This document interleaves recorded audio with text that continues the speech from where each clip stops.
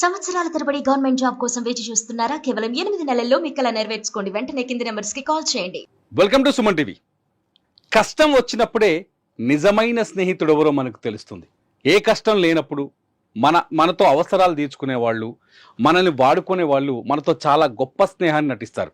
ఏ కష్టం లేనప్పుడు లేకపోతే మనం తప్పుదారిలో వెళ్తున్నప్పుడు మన నిజమైన స్నేహితుడు మనని హెచ్చరిస్తాడు.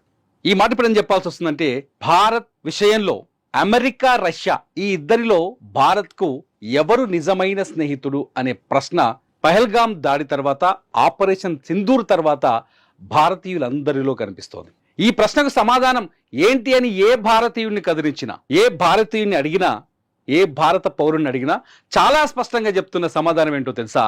రష్యా, అమెరికా కాదు. రష్యాతో భారత అనుబంధం ఎట్లాంటిదో తెలుసా అంటే ఏం చెప్తున్నారో తెలుసా? హిందూ మహాసముద్రం అంత లోతైనది, ఎవరెస్టు శిఖరం అంతా ఎత్తైనది భారత్ రష్యా స్నేహ సంబంధం అని చెప్తున్నారు. నిజంగా ఒక్కసారి రష్యాతో భారత్కున్న 7 దశాబ్దాల స్నేహ బంధాన్ని ఒకసారి చూసుకుంటే, 1971లో ఎప్పుడైతే పాకిస్తాన్తో బంగ్లాదేశ్ కోసం పోరాటం చేశాము, బంగ్లాదేశ్ ఏర్పాటు జరిగిందే భారత్ వల్ల. ఇవాళ బంగ్లాదేశ్ మనకు శత్రువుగా మారింది. బంగ్లాదేశ్ మన పైన శస్త్రాలు తయారు చేస్తుంది. బంగ్లాదేశ్ చైనాకి స్థావరం ఇచ్చింది. బంగ్లాదేశ్ ఇవాళ పాకిస్తాన్ కూడా స్థావరం ఇస్తోంది, ఇవాళ బంగ్లాదేశ్. కానీ ఆ బంగ్లాదేశ్ ఏర్పడింది 1971లో ఎవరి వల్లనో అని మర్చిపోతుంది. ఆ రోజు యుద్ధం జరుగుతున్న సమయంలో భారత సైనికులు 11,000 మంది తమ ప్రాణాలను అర్పించారు బంగ్లాదేశ్ ఏర్పాటు కోసం. ఆ రోజు భారత్కి సైనిక సహకారం అందించింది రష్యా. సముద్రంలో నావల్ని పంపించి సపోర్ట్ చేసింది రష్యా. యుద్ధ సామాగ్రిని అందించింది రష్యా. దౌత్యపరమైన సమస్యల్లో పరిష్కారానికి తీసుకొచ్చింది రష్యా. ఐక్యరాజ్య సమితిలో మద్దతిచ్చింది రష్యా. ఆ రోజు అమెరికా లేదు. అమెరికా పాకిస్తాన్ వైపు చాలా వ్యూహాత్మకంగా ఆ రోజు స్నేహం చేస్తోంది. ఆ రోజు అమెరికా ఎలా ఉందో భారత్తో, ఈ రోజు కూడా అలాగే ఉంది భారత్తో. అమెరికాను ఒకసారి గుర్తు చేసుకుందాం. సరే, రష్యా గురించి మాట్లాడుకున్న ముందు అమెరికా ఒక్కసారి గుర్తు చేసుకుందాం. ఏం చేసింది అమెరికా? పహల్గామ్ దాడికి ముందు, పహల్గామ్ దాడి తర్వాత అమెరికా ఉపాధ్యక్షుడు జేడీ వాన్స్, మన తూర్పుగోదావరి జిల్లా అల్లుడు జేడీ వాన్స్ ఏడున్నాడు? తాజ్మహల్ దగ్గర ఫోటో తీసుకుంటాడు. పహల్గామ్లో ఉగ్రవాదులు 26 మంది పర్యాటకుల్ని కాల్చి చంపేశారు. జేడీ వాన్స్ ఇక్కడే ఉన్నాడు. భారత్ ఎంత బాధను అనుభవిస్తుందో, భారత్ ఎంత కన్నీరు పెట్టుకుందో ఇక్కడ చూసి వెళ్ళాడు జేడీ వాన్స్. కానీ అమెరికాకు పోయినాక ఏం మాట్లాడాడు? మేము భారత్ పాకిస్తాన్ ఘర్షణల్లో మధ్యలోకి రాము, ఒకవేళ వాళ్ళు యుద్ధం చేసే వాళ్ళు యుద్ధంలో మేము కల్పించుకోము, కానీ 2 దేశాలు శాంతియుతంగా ఆలోచించాలని చెప్పాలనుకున్నాడు అని మాట్లాడి యుద్ధం నుంచి మేము దూరంగా ఉంటున్నామని చెప్పాడు జేడీ వాన్స్. అదే జేడీ వాన్స్ మళ్ళీ సీజ్ ఫైర్ కోసం నేనే మోదీతో మాట్లాడినని చెప్పుకొచ్చాడు. ట్రంప్ ఏం చెప్పాడు? భారత్ ఉగ్రవాదం పైన పోరాటం చేస్తుంది, దానికి పూర్తి స్థాయి మద్దతు ఇస్తామంటూనే భారత్ పాక్ 2 అతిపెద్ద అణు దేశాలట. అంటే పాకిస్తాన్ కూడా భారత్కి ఈక్వల్ గా చూపించే ప్రయత్నం చేశాడు డొనాల్డ్ ట్రంప్.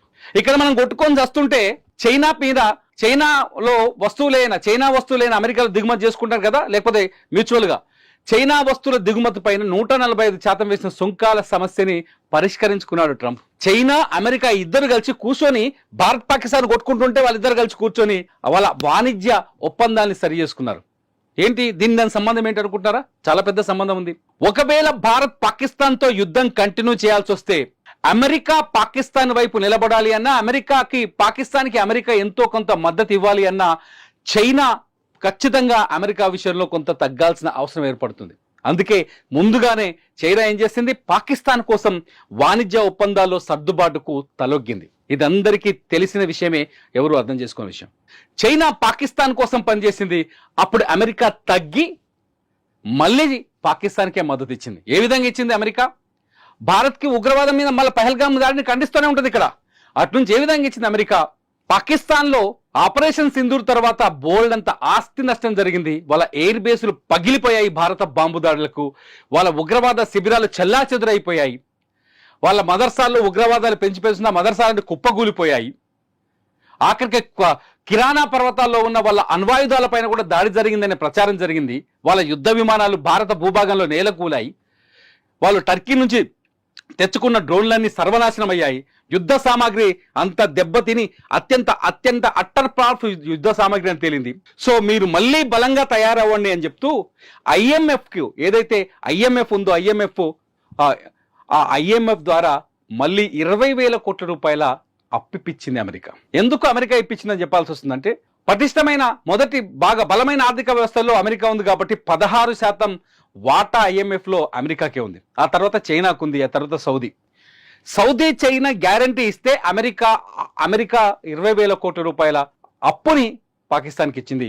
ఆ డబ్బును తీసుకెళ్లి వెంటనే పాకిస్తాన్ రెండో రోజే మన దేశం మీద ఉగ్రవాదులను ఉసగొల్పుతున్న జైషే మహమ్మద్ అధినేత ఎవరైతే మసూద్ అజార్ ఉన్నాడో వాడికి ఇల్లు కట్టుకోమని 9.5 కోట్లు మంజూరు చేసింది పాకిస్తాన్. ఇది అమెరికా మనకు చేస్తుందా, హెల్ప్ పాకిస్తాన్ చేస్తుందా ఒకసారి ఆలోచించండి. అంతేకాదు భారత్ దాడి చేసింది కిర్నా పర్వతాలపైన అని చెప్పేసి అమెరికా యుద్ధ విమానం B-350 వచ్చి ఆ ఏరియాలో సర్వే చేసి పాకిస్తాన్ని కాపాడే ప్రయత్నం చేసింది. ఈజిప్ట్ నుంచి బోరాన్ తెప్పించి ఆ యుద్ధ పర్వతాల చుట్టూ చల్లించే ప్రయత్నం చేసింది అమెరికా ఎవరికి మద్దతు ఇచ్చింది? పాకిస్తాన్కి ఇచ్చిందా? సీజ్ ఫైర్ కుదిరించిన అని చెప్పి గొప్పలు చెప్పుకున్న ట్రంప్ ఏం చెప్పాడు? వాణిజ్య పరంగా భారత్ని బెదిరించాను, పాకిస్తాన్ని భారత్ని వాణిజ్య ఆంక్షలు పెడతానని బెదిరించడం వల్ల రెండు దేశాలు వణికిపోయి సీజ్ ఫైర్కి వచ్చాయని చెప్పి. నిజానికి పాకిస్తాన్ వణికిపోయి చైనా దగ్గరికి వెళ్తే చైనా అమెరికా దగ్గరికి వెళ్ళమని సూచిస్తే అప్పుడు అమెరికా భారత్ని ఒప్పించే ప్రయత్నం చేస్తానని హామీ ఇచ్చింది. కానీ నిజానికి భారత్ తన సార్వభౌమాధికారాన్ని వదులుకోలేదు. ఏనాడు పాకిస్తాన్తో మూడో దేశాన్ని ఇన్వాల్వ్ చెయ్యము అనే చేసే ప్రయత్నం చేయలేదు. మూడో వ్యక్తికి ఇన్వాల్వ్ కాకుండా అనే సమస్యను పరిష్కరిస్తామని భారత్ చెప్పింది. అదే విధానం కట్టుబడింది. నిజానికి సీజ్ ఫైర్కి కారణం పాకిస్తాన్ భారత్ ముందు మోకరిల్లడం. అది వేరే ఎపిసోడ్. అంటే అమెరికా ఏం చేస్తుంది? మనతో స్నేహం నటిస్తూనే మనకు వెన్నుపోటు పడుస్తుంది. అమెరికా నిజమైన స్నేహితుడా మనకి? రష్యా ఏం చేస్తుంది? 1971లో ఏదైతే యుద్ధానికి సహకరించిందో ఆ రోజు నుంచి ఈ రోజు వరకు స్నేహాన్ని ఒకే విధంగా కొనసాగిస్తోంది. వాణిజ్య ఒప్పందాల విషయంలో భారత్తో ఎప్పుడూ సానుకూల ధోరణితోనే ఉంది. భారత్కి లాభం చేకూరే విధంగా వాణిజ్య ఒప్పందాలు చేసుకుంది. ఇవాళ కూడా 71 లక్షల బ్యారెల్ల క్రూడ్ ఆయిల్ మనం దిగుమతి చేసుకుంటాం రష్యా నుంచి.